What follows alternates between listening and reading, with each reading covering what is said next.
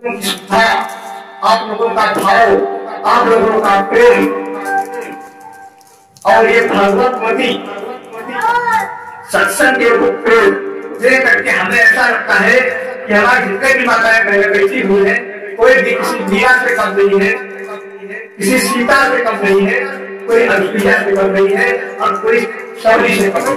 आप लोगों के अंदर का भाव और परम परमात्मा भी केवल भाव का काम करे। वो भी कहता है कि भाव काम है, और भाव ही एक सार है, और भाव से जो मुझको भेजे तो भाव से मेरा वो कुछ नहीं देखता है। पहले ही कहा था, वो केवल प्रेम देखता है, वो प्रेम के वशीभूत हो जाता है, भक्तों के प्रेम में वो प्रेम के बस में हो जाता है। और आप लोग ईश्वर होगा कि परमात्मा अपने भक्तों के लिए नंगे पैर भक्तों की रक्षा थी, लेकिन तब जब भक्त से उसी बचपन में रहते हैं, और जो भक्त इधर उधर भागा करते हैं, सोचते हैं जिससे काम नहीं चलेगा दूसरे काम करा लेंगे, उससे काम नहीं चलेगा दूसरे काम करा लेंगे। ऐसे लोगों के लिए भक्ता परमात्मा नंगे पर नहीं रहता, कि उनके पास एक ही साधे सब सके और सब साधे संसार, और जो जगत से मूल को पान किया, माँ बाप पान किया, सब कुछ किया, लेकिन उसके बाद में होता क्या है, पिता मेरा गाला बुलाता है, और इतना गाला धुआ, इतना गाला धुआ, कहता है कि घर से भगा देंगे, ये नहीं देंगे, वो नहीं देंगे, पेट खराब कर देंगे, बिल्कुल बात नहीं करेंगे, घर में घुसने नहीं देंगे। तमाम उसने प्लानिंग बना रखी अपना माइंड में, एक चिट्ठा बना के रख दिया, रजिस्टर बना के रख दिया, और वही लड़का जब पिता के पास पहुंचता है और चरणों में मत्था टेक देता है और कह देता है, पिताजी अब आंख के धारे हैं, चाहे मेरा चाहो गला काट लो, चाहे मेरी रक्षा करो, मैं कुछ नहीं जानता, मैं सिर्फ इतना जानता हूँ कि आपके सहारे, आपके सिवा मेरा कोई नहीं है। जैसा भी आपने अपने दिमाग में जो भी सोचा होगा वो सारा पर्चा फाड़ कर, यानी सब कुछ माफ कर दोगे, सारी चीजें माफ कर दोगे, कुछ भी बाकी नहीं रखोगे, और उसको सीने से डालो। उसी प्रकार अगर दुखों से बचना है, दुख आते क्यों है, जो दुख आते हैं कर दो परिणाम, हमसे उल्टे सीधे हो जाते हैं, इसी का परिणाम तो दुख है। अगर इन दुखों से बचना चाहो, इन दुखों को, इन कर्मों को नष्ट करना चाहो, सीधे सीधे एक ही रास्ता है, परमात्मा की भक्ति करना, नाम का जाप करना, ज्ञान प्राप्त करके। ऐसे नहीं कोई राम राम करता है, कोई हनुमान जी का नाम करता है, कोई पूजा भगवान पूछता है, आप किसी को मांगिए, लेकिन ज्ञान प्राप्त करके, बकाया ज्ञान प्राप्त करके कोई भी कर्म फल देने वाला।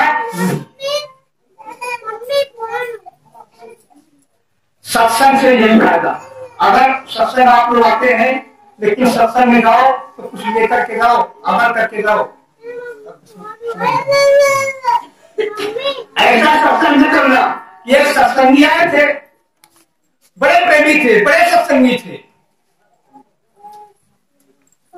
एक भी सत्संग नहीं छोड़ते थे, काफी दिन हो गए। एक बार उसके लड़के ने कहा, पापा आप सत्संग बहुत करते हो, हम भी जाना चाहते हैं, देखिए वहां गुरु जी क्या बताते हैं। तो उसने कहा, नहीं बेटा भैया, तुम्हारी भी बड़ी उम्र है, तुम सत्संग में करना, आप उठे हैं, अभी हमारे लिए सत्संग में करना। लेकिन लड़के ने कहा, नहीं, हम हमारी इच्छा है, हम भी जाए एक बार देखे गुरु जी क्या बताते हैं महाराज जी। तो निश्चित कर दिया आपको, पिताजी ने कहा, ठीक है आप चले जाओ, आज हम दुकान पे बैठे, दुकान पे बैठना लड़का गया, सत्संग उसने किया। गुरु जी ने कहा, कभी भी किसी का हक नहीं छीनना चाहिए, जो जिसका है उसी को देना चाहिए, भूल कर भी किसी के पेट पर नाक नहीं मारनी चाहिए, किसी की खुराक नहीं छीननी चाहिए। जो तुम्हारे पास है वो खाओ, दूसरे के पास खीर पूरी है, हमसे क्या दे लो, हमारे पास रोटी है खाए, किसी की खुराक क्यों छीनने, क्यों नहीं खराब करे। लड़के बड़े प्यार से सुना, बड़ा अच्छा लगा, तो बात बहुत अच्छी है, तो कोई बताता नहीं है, आज तो बड़ा अच्छा आनंद आया।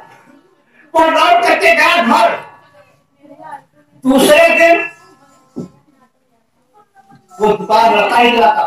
दूसरे दिन दुकान पे गया और दुकान पे सौदा बेच रहा था। तब तक एक गाय आ गई। गाय आटे को खाने लगी। आटे की गोली बाहर रखी हुई थी, अब खा रही थी। लड़के ने सोचा उसको भगा दे। तब तक गुरु जी की बात याद आ गई कि गुरु जी ने कहा था किसी की खुराक छीनना नहीं, किसी के पेट पर लात मारना नहीं। अब वो सोच पड़ गया इसको कैसे भगाए, तो बड़ा मुश्किल हुआ। अब अगर पीछे भगाते हैं तो आता इसकी खुराक जा रही है। तब तक पिता आ गया। लड़का इसकी घेर गुरु में बैठा था, सोचा विचारी में बैठा था। तब तक पिताजी आ गए। देखते हैं 2-4 घंटे रसीद किए गाय के और भगा दिया।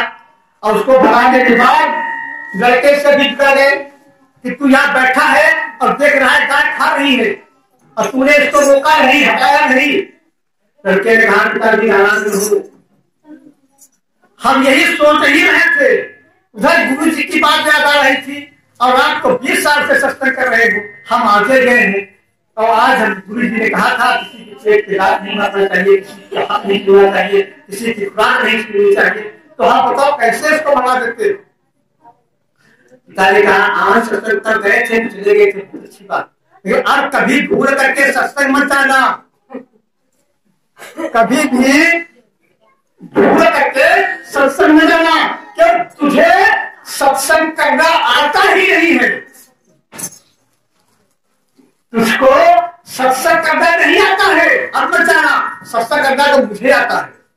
पिताजी ने कहा सर, लड़के ने कहा पिताजी कैसे, आपको आता है हमें नहीं आता है सत्संग जाना, सत्संग सुनना, कैसे क्या हुआ मतलब बताओ।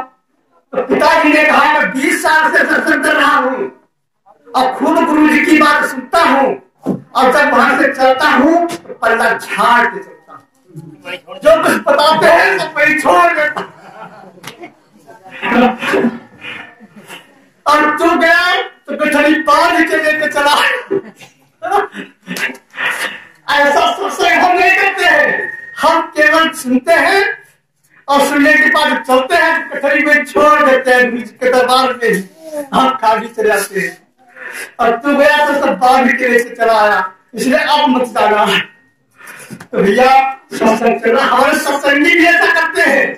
जो लोग बहुत सत्संग करते हैं वो भी पर्दा झाड़ के जाते हैं।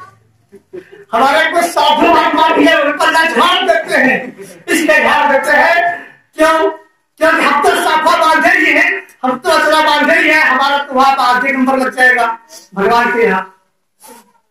हमारे कुछ साधु महात्मा ऐसे है, हमारे भक्त भी ऐसे है, तो सत्संग में पर्दा झाड़ के जाते हैं, गठरी बांधते नहीं सत्संग। साधु जानते हैं कि हम तो बाबा हो गए, अचला पहन लिया है, अब तो बेटाढ़ा भी हो गया है और बाल भी बनवा लिए, भेष पूरा बन गया। अब वहां जाएंगे तो यहाँ तो सीट मिल जाती है, जहाँ जाते हैं बाबा जी हैं नीचे सीट मिल गए, आप जब पहुंच गए तो आपने तुरंत कहिए अच्छे आसन घोड़े लगाओगी। लेकिन वहां यह नहीं चलता है, वहां कपड़े नहीं देखे जाएंगे, वहां धन नहीं देखा जाएगा, वहां जात नहीं देखी जाएगी, वहां तुम्हारा ज्ञान भी नहीं देखा जाएगा, कितने ज्ञानी विज्ञानी, वहां तुम्हारे कर्म देखेंगे, तुमने जीवन में किया। इसलिए मैं इस मंच के माध्यम से, इस सत्संग के माध्यम से, इस नए साल के उपलक्ष्य में कहना चाहूंगा, न जात से, न धन से, न वेशभूषा से, न ज्ञान से, परमपिता परमात्मा कर्म से खुश होता है, कर्म से खुश होता है। इसलिए अच्छे कर्म करने की कोशिश करो। अच्छे कर्म तभी होंगे जब अच्छे विचार आएंगे, अच्छे विचार तभी आएंगे जब हम सत्संग में बैठेंगे संतों के पास। बस इन्हीं शर्तों के साथ मैं अपनी वाणी को पूरा भी कर रहा हूँ। समय हो रहा है, प्रेम से बनिए सद्गुरु स्वामी की की समाज की। अब आरती होगी, आरती के बाद सभी लोग करेंगे। कुछ हमारे भक्तों को देर हो रही होगी, मैं समझता, लेकिन घबराना नहीं, मुस्कुराए जाते हो या कोई बात में जाते हो, कभी विराट हो जाती है, तो क्या कभी वह बात हुई बीमारी हो जाती है, इसमें देख दे आज परंतु परमात्मा के नाम पे अगर देर किसी को हो रही है, घबराना नहीं, इसका रिजल्ट अच्छा मिलेगा, क्योंकि अगर ईश्वर के नाम पे है तो कोई टेंशन की बात नहीं। ये परमात्मा देख रहा है, मालिक देख रहा है, ये अब वो किसी का कर्जा नहीं रखता है, कर्जा नहीं रखेगा। पेड़ से बोले फिर दोबारा सतगुरु स्वामी की जय।